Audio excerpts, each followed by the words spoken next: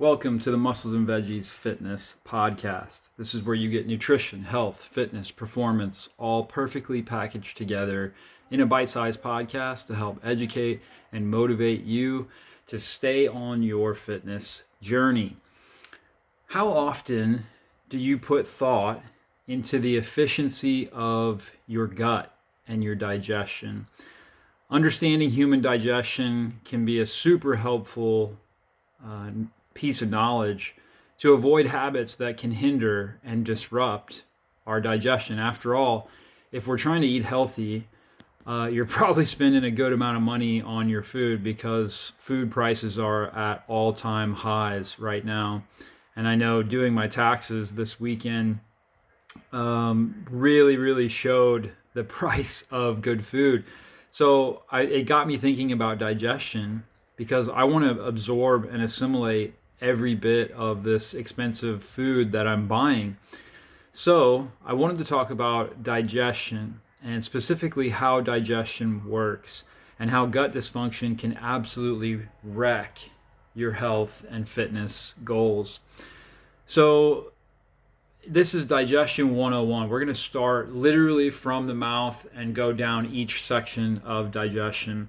And basically the moral of the story is we're going to probably get two parts out of this. This is an extensive topic that I just don't think I can fit into like 20 to 25 minutes. So it'll probably be a part one and a part two. So let's dive right into this. Improper digestion leads to malnutrition. You're not getting the nutrients you need. Improper digestion also leads to inflammation. And inflammation, I believe, is the root cause behind almost every disease. The catalyst of almost every major disease is inflammation. So it causes inflammation. So from mouth to anus, let's go all the way through the digestive process. And let's touch on kind of the best and worst practices along the way. I think this can be really beneficial for everyone to understand. So right off the bat, we put food into our mouth, hopefully. And this food is chewed. And, honestly, chewing is probably the easiest lever to pull when it comes to digestion. And I think us guys are most guilty of not chewing enough. I feel like women don't have a problem near as much as guys with this, but literally just chewing your food is the first process when it comes to digesting it. And the more we break it down, the easier it is for our digestive system to do the work once we swallow it. So really the only process that takes place in the mouth besides chewing is what's called phylin. That's the enzyme that the mouth releases to start breaking down starches. So it doesn't have anything to do with protein or fats, but we do have an enzyme that starts to break down starches in our mouth. Now, second, the food moves down to the stomach, and the stomach is where the majority of our protein digestion happens, and this is due to hydrochloric acid and pepsin. Interesting, hydrochloric acid is what creates a super acidic environment in the stomach. Now, that's to break down the proteins that we're taking in.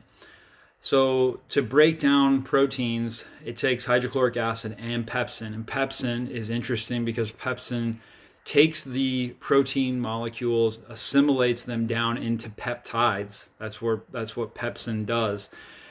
These peptides, you're going to hear a lot about peptides in the next few years when it comes to the nutrition and fitness industry because we're already hearing about them a lot, as in the peptide. GLP-1, which is Mounjaro, Ozempic, Wegovy, that is a peptide. And you guys have heard me talk a lot about this if you've listened to the show. This peptide is produced naturally just by eating protein and fiber. And pepsin is what breaks down that amino acid into a peptide. So here's a question for you. If our stomach is really acidic, which it is, how does it not digest itself? Well, that is because there's a mucosal lining in the stomach, and that mucosal lining actually inhibits the acid from actually consuming the stomach lining because that's how acidic the environment is.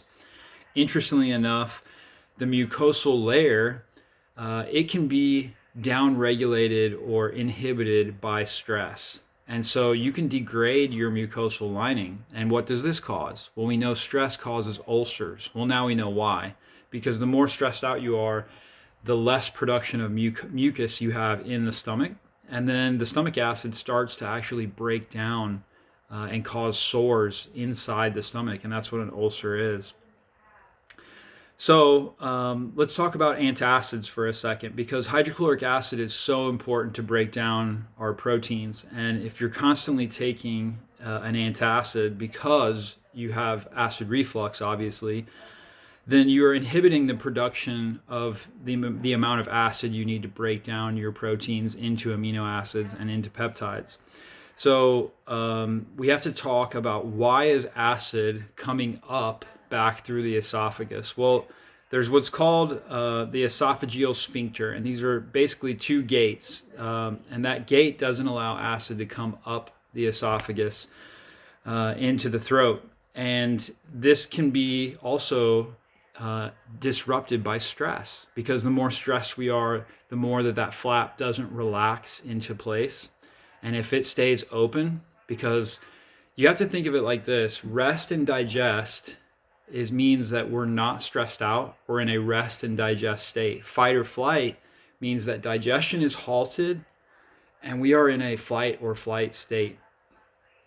So if we're stuck in this fight or flight mode, that esophageal sphincter is not going to relax into place and close off the stomach from the esophagus. So that's problem number one, is we have to address the stress. And I also feel like magnesium is a really good mineral to add to someone who has this problem as well. Because it relaxes muscular systems, it also relaxes blood vessels, and that can relax that gate back into its position to where we don't have acid reflux. And so if you're taking antacids for a long period of time, I can almost guarantee you that you have protein malabsorption, and that you may also have a B12 deficiency.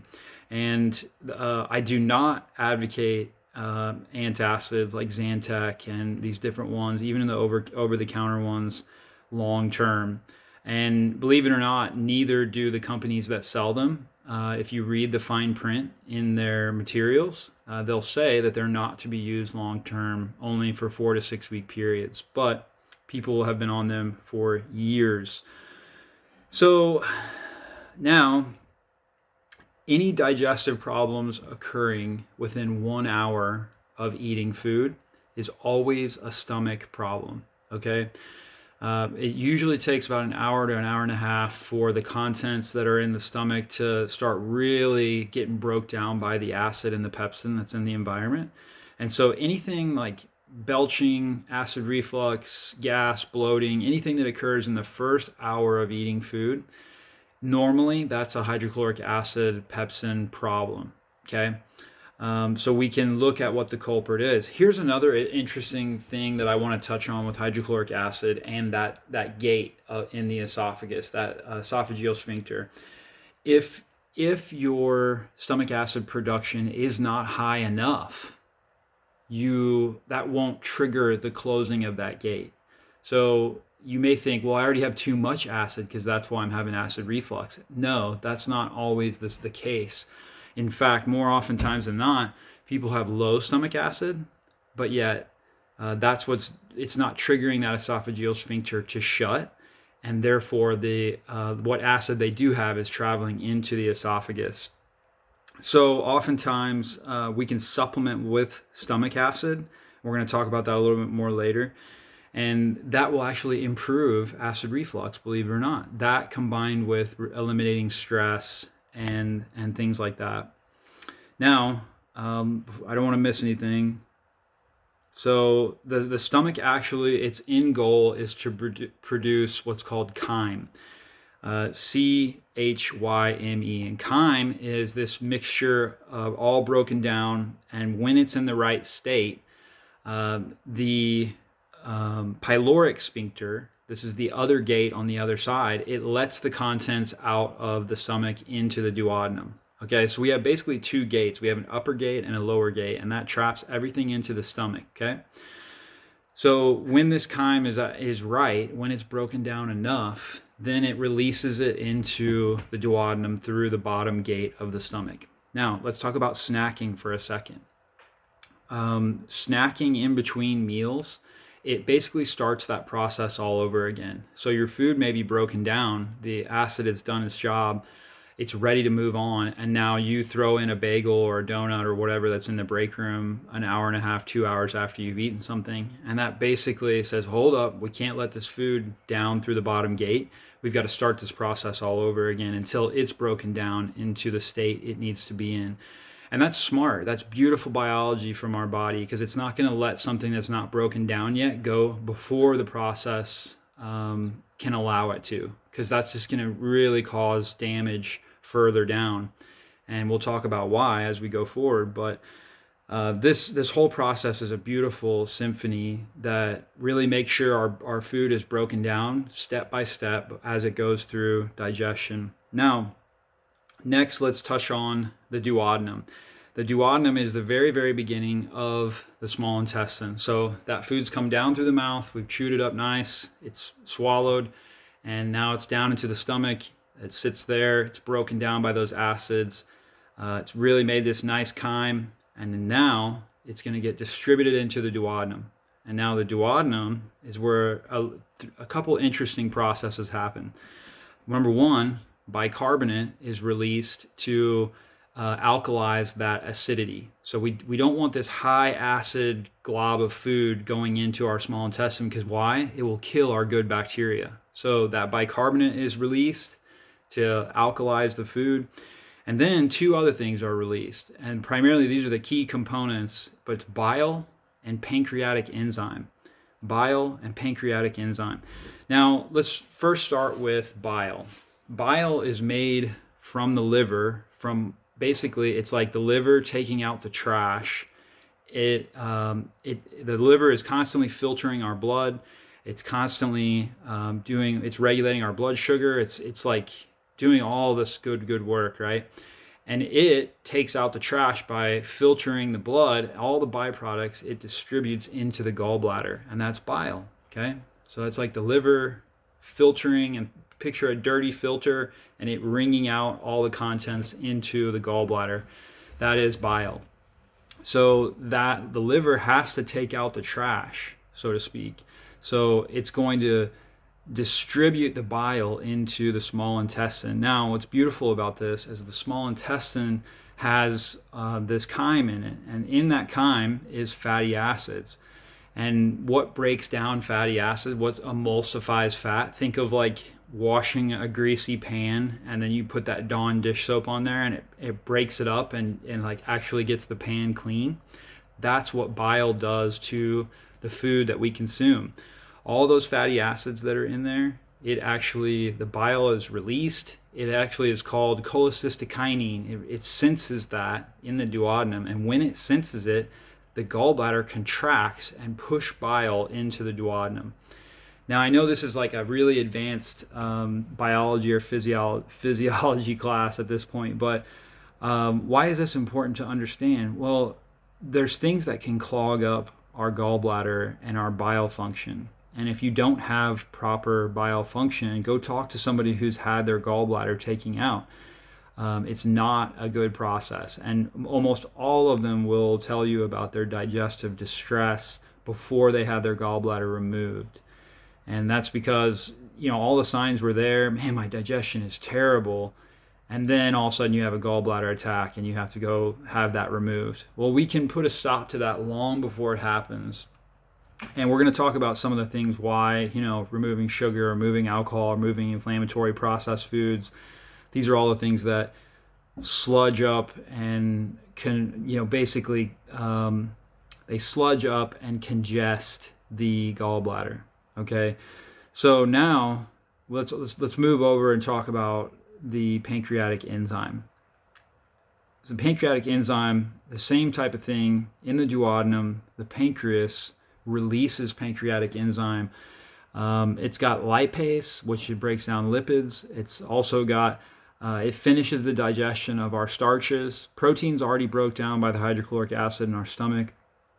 And pancreatic enzyme is also responsible for the beginning stages of the pancreas releasing insulin, which manages our blood sugar and also, gives us the use out of our amino acids being distributed, especially in the form of like protein growth and muscle synthesis, muscle growth, things like that. So now we've talked about bile, we've talked about this pancreatic enzyme, and we've talked about hydrochloric acid. These are the three most important key elements to our digestion. And these things have to function well, all three, or our digestion is going to be off. So oftentimes when I'm working with a client and they have poor digestion and they're struggling with acid reflux, gas, bloating, constipation, diarrhea, greasy stools, any of those kind of digestion woes, immediately I usually will put them on a Thorne supplement called Advanced Digestive Enzymes. And Advanced Digestive Enzymes combines hydrochloric acid, pancreatin, bile, and pepsin all together. And while someone's digestive strength is weak, then we can supplement with this supplement from Thorne, and it will really give a lot of relief from those symptoms of like the gas and bloating and acid reflux and things like that. And so that's the point, is we can supplement until we start flipping over the rocks and figure out what's the real problem, like what's the root cause behind the problems that they're experiencing. Is it in the first hour of digestion? Because then we know it's the stomach. Is it in hours 2 through 4? Because then we know it's the small intestine. Or is it usually at the end of the night or 5 hours later? We know that's usually in the colon, things like that.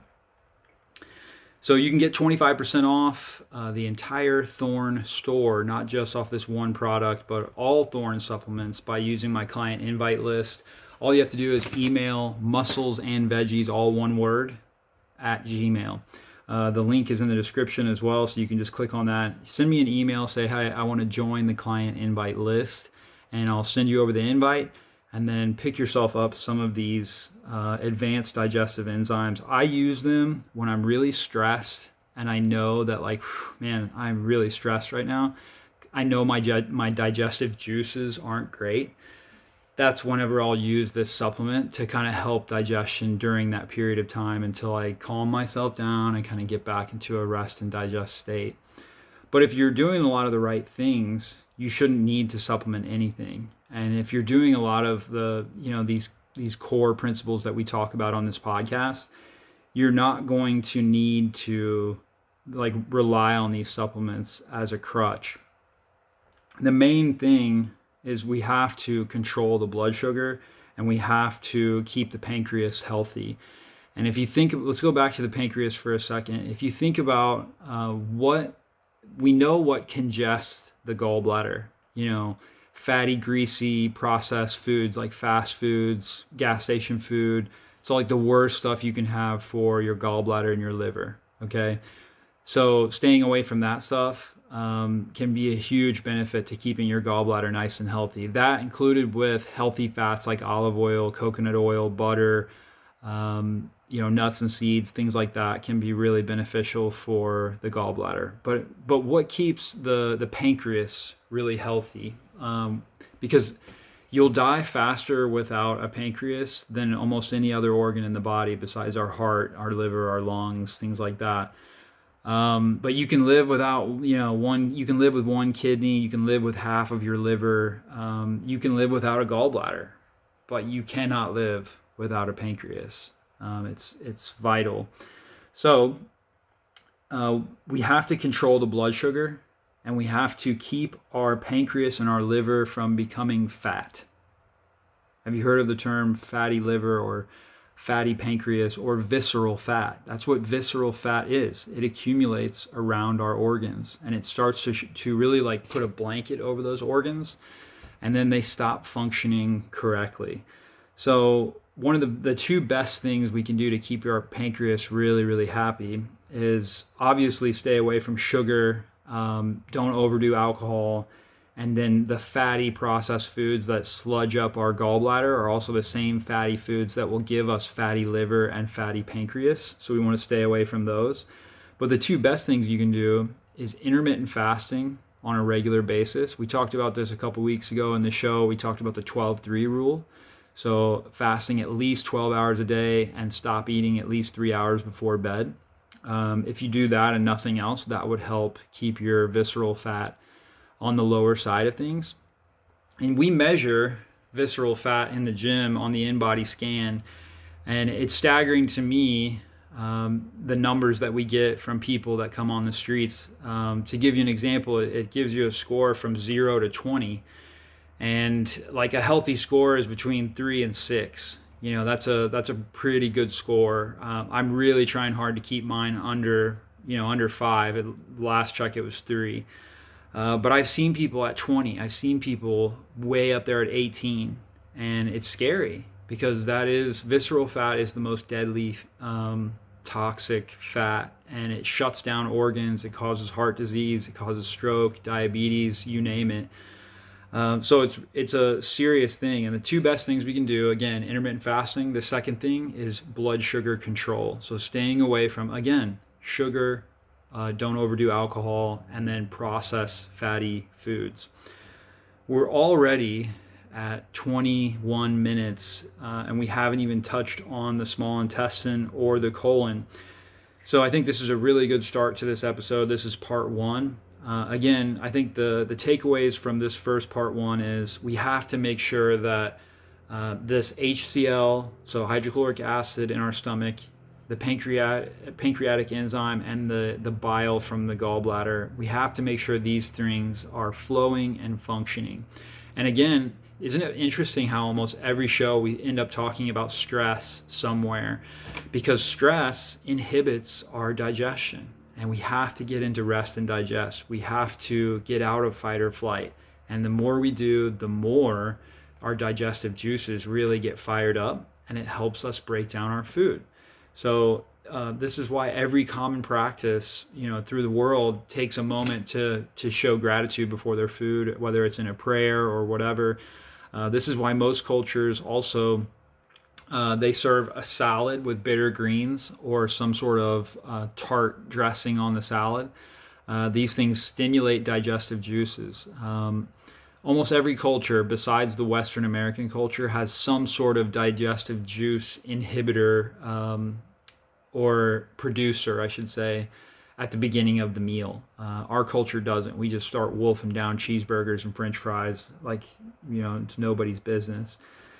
So at the end of the day, those are our takeaways with the stomach and the duodenum, the beginning of the small intestine. Next week, we're going to talk about the small intestine and the colon. We're going to talk about gut bacteria. We're going to talk about inflammatory conditions and autoimmune conditions like Crohn's, colitis.